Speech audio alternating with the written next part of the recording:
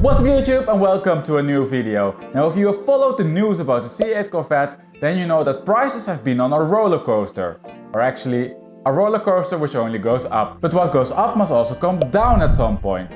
In this video I will therefore show you if C8 prices already started to fall. But let me kick off with some background information. It all started at the end of 2019 when the production of the brand new C8 Corvette was delayed due to a strike. The first C8s were then also only delivered in February, so 2 months later than planned. But production didn't take long. In mid-March it was again put on hold due to the pandemic. And in this period they only built 2,700 cars. It was then in May that they finally reopened their plants, but just when you think that matters can't get worse, they were plagued by supplier issues. Recently though, things have been slightly calmer and GM said that they can catch up on some orders. They did then also say that they will produce 20,368 cars this year.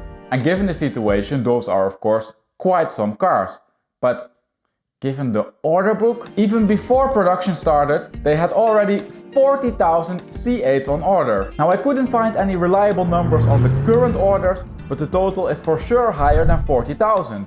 So that means that in the best case scenario, they fulfilled only half of their orders. And I guess that everyone remembers from their economics class that when demand is higher than supply, prices go up. And that is also exactly what happened. Let me show you the market of last June, and remember that at that point only 3,000 cars were built. You can see that we have here the market with the model year on the horizontal axis and the price on the vertical axis. Also, you can see that I split the market into 3 graphs, where each graph represents a trim level. Now originally I wanted to split the market even further, namely by the cars which have the Z51 package and the cars which don't have the package. But unfortunately, the data quality on the presence of the package was too poor to take into account here. Now let's have a look at the market back in June. In total there were at that point 97 C8s for sale, and it goes without saying that most of them were brand new cars. If we start with the 3LT, then we can see that these were the most popular and that there were 50 cars for sale. You can also see that many cars are advertised with a price far above MSRP. Prices stretched up to almost $140,000. And this of course means that also the median price was quite steep at $100,000. Note by the way that these cars are almost all coupes. Now if we look at the 2LT market, then we can see the same. This trim level was slightly more rare with 42 cars for sale, but also here prices stretched up to $120,000. If we move on then to the 1LT,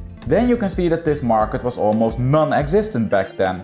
But also here, cars were advertised way over list. Check out for example these cars here at $100,000. Now the picture which you just saw covers the market in June. But it is of course interesting to see how the current market looks and to see how the prices actually develop. And you guessed it, that is what we will do now. We will first have a look as to how the full market changed. So we will have a look at the price and the mileage distribution, and after that we will look at the market change for each trim level. Before we continue though, if you like this video, please remember to support the channel by smashing that like button. Also, if you like this data-driven way of analyzing car markets, please head over to my channel. Over there you will find many more depreciation analysis, such as one which covers the impact of the C8 introduction on the C7 prices. And the link to that video is appearing in the pop-up banner over here, so be sure to check that out if you're interested in C7 prices. Now if you can't find the analysis you're looking for, please comment it down below in the comment section.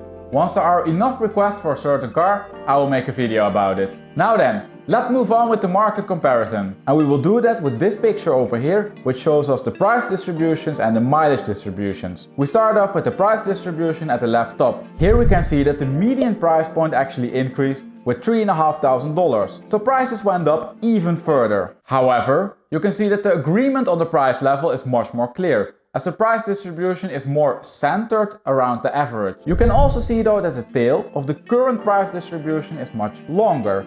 And this means that there are a few cars for sale which are priced extremely high. But I will come back to this at a later point in the video. If we look then at the mileage distribution, then we can see that the median mileage increased slightly. Also, you can again see that the tail of the distribution is much longer. In other words, some people actually use their C8 before they put it up for sale again. Now let's continue by analyzing the market change for each trim level, and we will do this from a model year and a mileage perspective.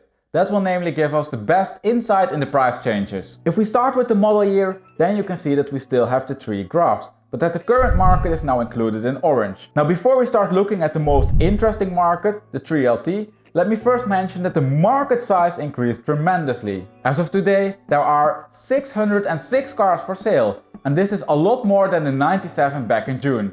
But this of course makes sense given the production increase. However, you can see that this additional supply was not enough to push prices down. If we look at the 3LT market, then we can see that the median price went up with $3,500. However, statistically, prices didn't increase. And this means that the price increase can simply be caused by the fact that we have now a more complete picture of the market. After all, there are now 251 3LTs for sale versus 50 then. Now what we can also see is that the opportunism in the market increased. You can see that there are a few cars listed at $140,000 or even more.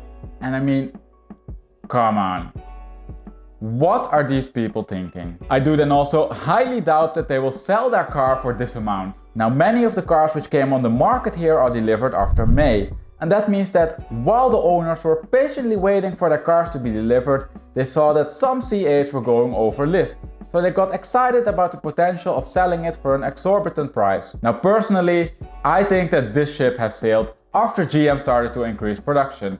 I do then also think that these owners will have a hard time exploiting this temporary market disequilibrium. And on that note, let's move on to the 2LT market. It is a bit hard to see here, but prices actually increased by $8,000 to $98,000. Now at the same time, also supply increased with around 200 cars. Now also in this market we can see that there are still cars which go over list, but that there aren't such extreme prices as in the 3LT market. For both markets goes by the way that the bottom remained intact.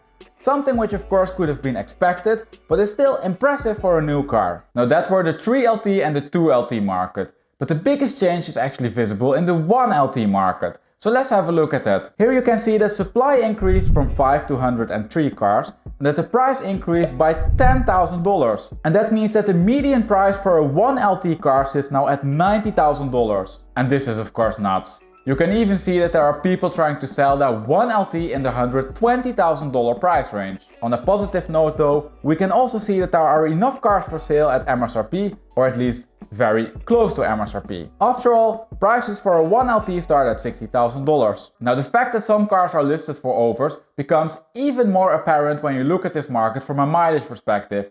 So let's also do that quickly. Here you can see that we have now the same three graphs, but that we have the mileage on the horizontal axis instead of the model year. And you can see that for all of the trim levels, the price does not decrease with the mileage. And to be honest with you, I never saw a market where this effect is as extreme as it is over here. Normally you see at least some price decline when the mileage increases. Here, however, you can see for example that all these 3LTs have a price level between $100,000 and $110,000, while they have different mileages. And these are of course all people who are trying to get some free motoring by selling the car for the same as what they paid for it, or even more. However, it might be so that the cars who are not brand new anymore came down in price slightly. You can see here that the group of cars with a mileage between 500 and 1000 miles was clearly priced higher a few months ago. However, the number of observations is relatively small, so it is difficult to attach any hard conclusions to it. Alright, those were quite some numbers about the C8 market. But to put these numbers a little bit into perspective, I want to show you how high they are exactly. They are namely so high that they are equal to cars from a different performance level. Have a look at this graph. Here you can see the model year on the horizontal axis and the price on the vertical axis. You can also see that in red we have the current C8 market, in blue the Mclaren 570S market, in orange the AMG GT R market, in green the 911 GT3 market, and finally in pink the Audi R8 V10 market. Now have a look at those price levels. Above $100,000, many of the C8s are priced over list. And if we look then at the other cars, then you can see that for this price you can also get an Audi R8 with a proper V10, a 911.1 GT3 or an AMG GT R. Yes, the GT3 is a few years old, but the 2018 R8 and AMG GT R are still relatively fresh. Also note that these are not some high mileage examples. Most of them have less than 20,000 miles. It is even so that when we look at the extremely high priced C8s, we are in the same territory as the Mclaren 570S. And yes, I know that these cars have their own issues, but performance-wise it is in a different league. For all of the cars in this graph I have by the way separate depreciation analysis, and I will put the link to those videos down below in the description of this video. So be sure to check them out. And on that note, let's wrap up and conclude. If you absolutely must have a C8 right now, by all means, go for it. This video and all of the numbers won't change your mind. I however think that the current price level is way too high and that some patience will save you a lot of money. Now I have two reasons for this. First, I see these markups as a temporary effect. Once GM ramps up production and the world starts to return to normal, market supply will increase. And the C8 is not a limited production car. And that means that it will eventually just depreciate like any other car. I expect then also that after a year or so the market is stabilized and that the cars start to take their first depreciation hit. Second, if you are paying $30,000 to $50,000 over list, the price is increased to such an extent that you enter a different ballgame. A GT3, R8 V10, AMG GT R, 570S and some other cars come into play then. And besides that they might offer more performance, they also already took their first depreciation hit. So going forward, the depreciation will be relatively low. And this of course contrasts to a C8 which is bought over list. This car will first of all lose the premium which you pay when the market stabilizes, and on top of that also depreciates in line with the rest of the market. So think about that. You first lose around $20,000 to $30,000 for the premium which you paid, and on top of that you lose another $10,000 for the normal depreciation. I think that you must be a really big C8 fan to take those hits. I do see though that there is one good reason to pay slightly over list for a C8. However, that reason only makes sense in hindsight. If you paid a small premium to get an early C8 in let's say February, then you could drive around in it for half a year and then try to sell it for the price what you paid for it. However, this requires that you needed to know the consequences of the pandemic already in February. And with that we arrived at the end of the video. Now if you liked the video, please remember to support the channel by smashing that like button. Also don't forget that you can comment down below a car for which you would like to see an analysis. And when you do so, don't forget to subscribe and click on the notification bell so you get actually notified when your requested analysis goes live. As always, a huge thank you for watching and I hope to see you next week for a new analysis.